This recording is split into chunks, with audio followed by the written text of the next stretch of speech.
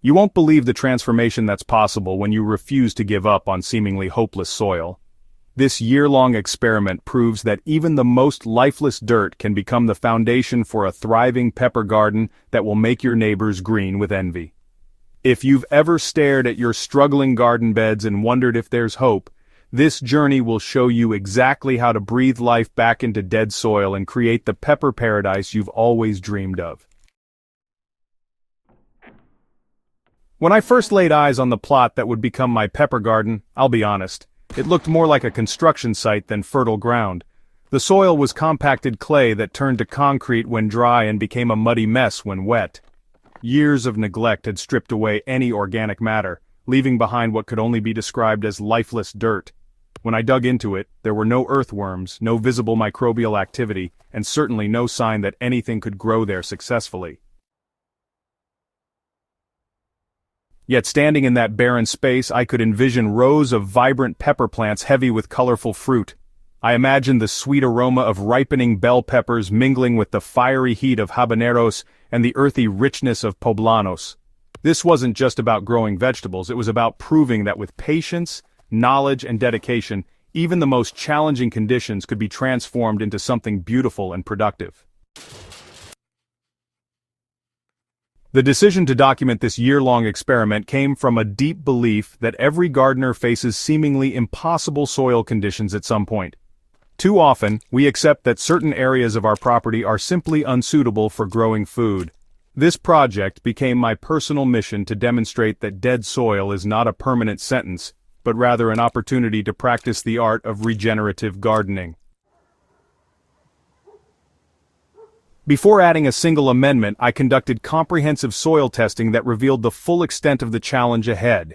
The pH levels were extremely alkaline at 8.2, far from the slightly acidic to neutral range that peppers prefer. Nutrient analysis showed virtually no available nitrogen, phosphorus was locked up due to the high pH, and organic matter registered at less than 1%.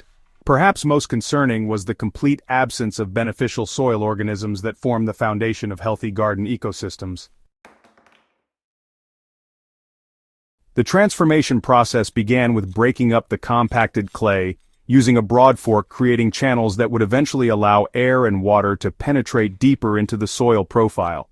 Rather than fighting against the clay's natural tendency to hold moisture, I decided to work with it by creating raised beds that would provide the drainage peppers desperately need while still taking advantage of the clay's nutrient-holding capacity. Building the foundation required patience and a systematic approach to layering organic amendments.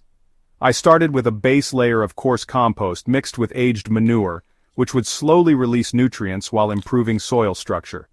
Next came a generous application of vermicast, teeming with beneficial microorganisms that would begin the process of rebuilding the soil's biological activity.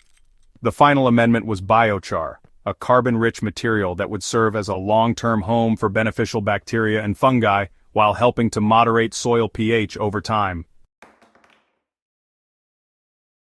Each amendment was carefully worked into the existing soil rather than simply layered on top. This integration process ensures that the improvements penetrate throughout the root zone, rather than creating distinct layers that can impede root growth and water movement. The physical act of mixing these materials also helped break up clay clumps and create the aggregate structure that healthy soil requires. Selecting pepper varieties for this experiment required careful consideration of both my climate conditions and the recovering soil's capabilities. I chose a diverse mix that included reliable producers like California Wonder Bell peppers and early jalapenos, along with more adventurous varieties such as chocolate habaneros and Hungarian hot wax. This selection strategy provided insurance against total failure while still allowing for exciting culinary possibilities. The planting process itself became a meditation on patience and hope. Each seedling was transplanted on a warm spring morning when soil temperatures had consistently reached the 65-degree threshold that peppers need for healthy root development. Rather than rushing to fill every available space, I gave each plant generous room to spread, understanding that healthy, unstressed plants would ultimately be more productive than crowded ones fighting for resources. Proper spacing also facilitated air circulation, which would prove crucial for preventing the fungal diseases that can devastate pepper crops in humid conditions. Each transplant was nestled into soil that had been pre-warmed by black plastic mulch, creating the tropical conditions that peppers crave even in temperate climates.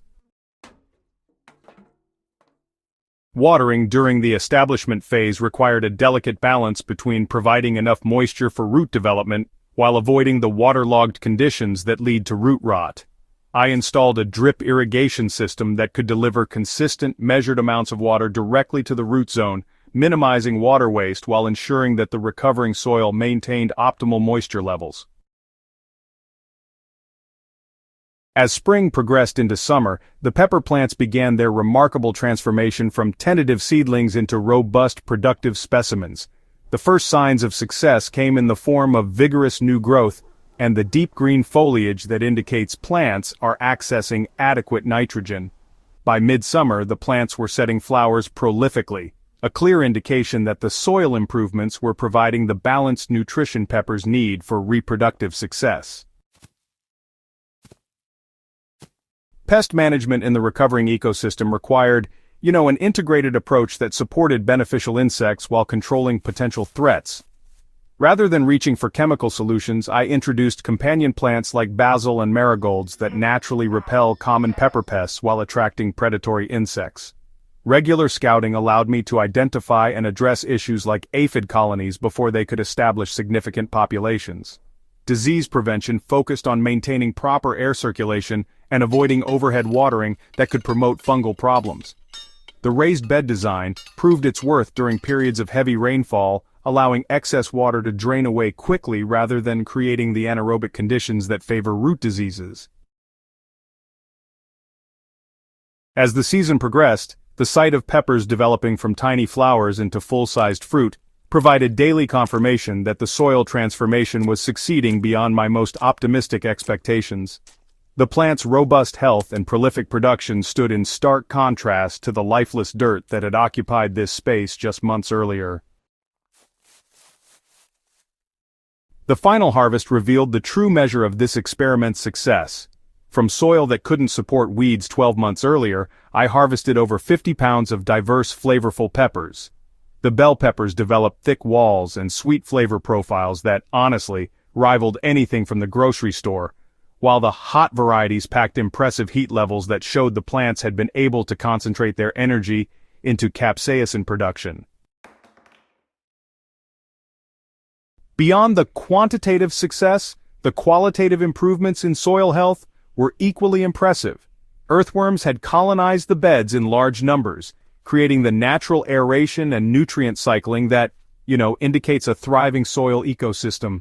The clay that had once been impermeable now crumbled easily in my hands, revealing the improved structure that comes from consistent organic matter additions and biological activity. This year-long experiment proved that gardeners should never accept poor soil as an insurmountable obstacle. With patience, proper amendments, and consistent care, even the most challenging conditions can be transformed into productive growing space. The techniques demonstrated here, soil testing, systematic amendment, appropriate plant selection, and integrated pest management, provide a roadmap that any gardener can follow to revitalize their own challenging soil conditions. The journey from dead soil to thriving pepper garden represents more than just a successful growing season. It really demonstrates the regenerative power of working with natural systems rather than against them. Every gardener has the potential to create similar transformations in their own space, turning problem areas into productive assets that provide both sustenance and satisfaction. Ready to start your own soil transformation journey?